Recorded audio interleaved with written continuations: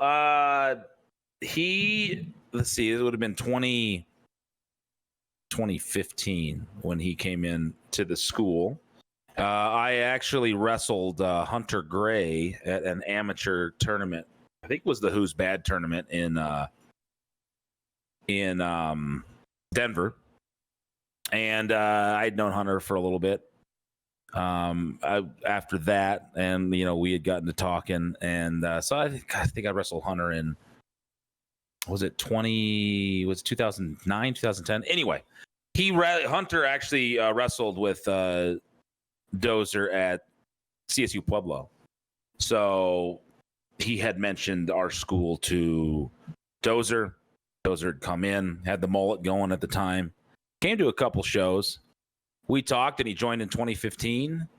And very humble guy, fun guy, full of energy, full of charisma. I meant it in that video when you saw me say thank you for being a good person, because he's just a solid person. And he was a joy to have. So he came in, and he obviously picked things up very fast. He had a feud to start things out with Mario Vanger, another great talent. And he trained multiple times per week, driving from Pueblo. He would sometimes come stay at my house just so we didn't have to drive all the way back, so we could get a few days in a row. Went on the road trips with us, worked hard, was always there early to set the ring up, stayed late to tear it down. And, the type of guy that he is, as far as his dedication to those that have shared in his journey, and his dedication to those around him and the companies that he works for. Even after he knew he was getting signed, everything. I think it was after everything was even official.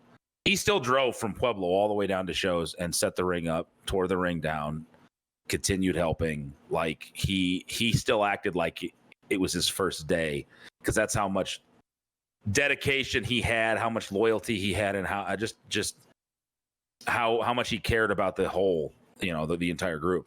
So.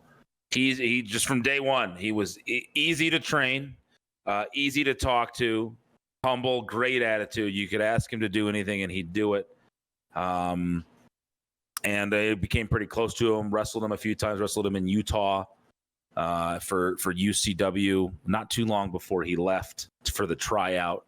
As the tryout came around, he got really prepared, worked really hard, really worked on his promo work. And you saw Nikita there with actually JC. And it was crazy seeing that video of JC, and that's 6 years ago, so it's a much younger JC sitting in there with Nikita. But Nikita worked really, really hard with him on the promos and getting him comfortable charisma wise and what to expect. And it was a full court press to make sure he was ready for that on all fronts.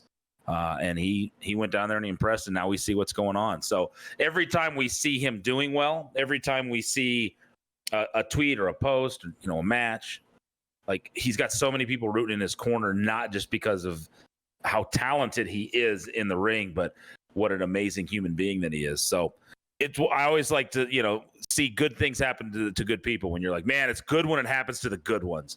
And Dozer is one of the best ones I've ever met. So absolute joy. And I've talked to him after everything's happened, and I just, I thank him for letting us share in his journey, and he's very humble, and he still thanks people along the way.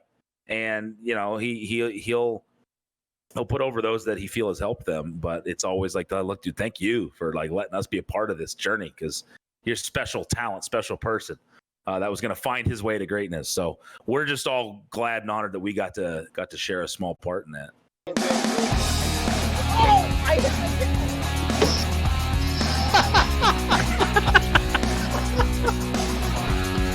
You're joking, right? Okay,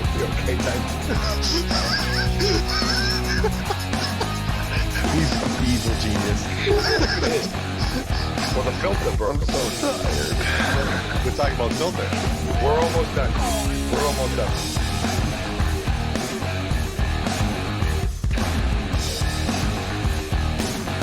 Oh, no way. Way to start off.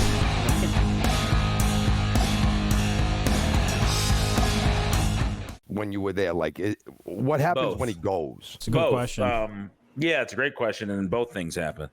there's a void there because when you lose a talent, when you lose any talent, there's a void there. You were using them for a reason, right? They were part of your crew for a reason. They were on TV for a reason. They were, whatever that was.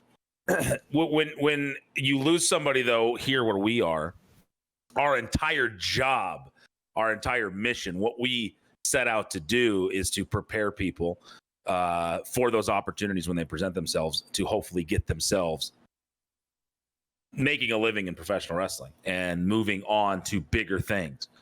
So you have a void in your talent pool. You have a hole in that when someone like Dozer leaves. But you also know that your mission has been fulfilled because that's why Dozer came in the first place. He came to train. He came to get the skills that he needed to then go there and show them that he has the skills to then be given an opportunity in WWE. And then we've, again, seen what he's done with that. So the void is there. So now you get around and you go, okay, well, mission accomplished. Guy that came here for an opportunity went out and secured an opportunity. Now who takes his place? So that's where you go, there's a void there, but now someone's got to step in and fill it. And that's just the way the world works. It's like, okay, we're sad that he's gone because we love him. We're sad that he's gone. He's our friend. The good times that you had, you do reminisce. You always remember that stuff. But now you still get to watch him go out and Agreed, succeed Jen. in life and succeed in wrestling. And that's the value. That's the greatest value in this line of work, training wrestlers, is seeing that happen to someone like Otis. So all of those things happen, but that was 6 years ago, and people have stepped up and become Very true. stars in Yeah. in their own right. And we continue to run this place with the absolute mission to lose everybody. To follow up on that one, what in your opinion was Dozer's best match while he was with you? The 60-minute Iron Man that he did with Anaya. Hands down. To be like 10 months in to pro wrestling, and both of them. I mean, for Anaya to do what he did too. Anaya was 2 years in, if that. Like, started around 2014. So for two guys with 2 years or less of experience, with a combined like 3 years experience, right, to go out there and wrestle for 60 minutes, and they did the legit 60 minutes. It was so impressive. I was so proud of both of them. That for me will not just stand alone as his best and Anaya's best, but one of the best matches we've ever had here. Because to go that long is so hard to do. And these guys did it like they'd been doing this for a decade plus at least. So I definitely say the Charge Championship Iron Man match would be his best match here. And then that was the last one he did before he left. What was the feeling in that locker room like after that Iron Man match, knowing that he was going to be gone and Anaya would still be there, but that Dozer was going to be gone after this and there was going to be that void? I know that's kind of similar, but at that moment in that locker room, what was that feeling like at the end of that? Because an Iron Man match, it's very special. Yeah. In amongst other type of matches that have like a gimmick about them, and an Iron Man match is the absolute no joke epitome of, who's the conditioned one who can go out there and get that done. Right. After they do something like that, what's that feeling like in that locker room afterwards? Just pride. Wow, we're doing something special here. Wow, we get to be around special people. We're about to watch one of our best friends go and live his dream. We're about to watch one of our best friends go do what we're all fighting to do. We're so proud of him. And we just watched another young guy in Anaya do the exact same thing with him. And the day's going to come when he's going to go do great things in bigger places. Like, we're on to something. We got to stick with this. It was a motivator. It was a motivator to never give up on this place because of what it can provide. You want a place where people can come in and live their dreams, that you can train people to do this safely and to do this safely and well and entertain and be. You want to train people to be good at professional wrestling in all facets, not just in the ring, but all the stuff that comes along with it. And then you want a place where you have the opportunity to take those skills and showcase them and convince people to continue coming back, and then to be able to showcase them to other companies, so then they give you an opportunity. So it's just incredible pride in seeing talents of the caliber of Anaya and Dozer do what they did that night. You go, the training here, what we're doing is working very well, and it's allowing those special talents like those to a platform to go do something like this, which is very hard to find on the independents. Like you don't see a lot of Iron Man matches on the independents. You don't see a lot of TV shows on the independents. You don't see the frequency of matches with one company that we were even at that time doing. That's where the feeling was, we're doing something right. We can't ever give up on this, because we want more Dozers.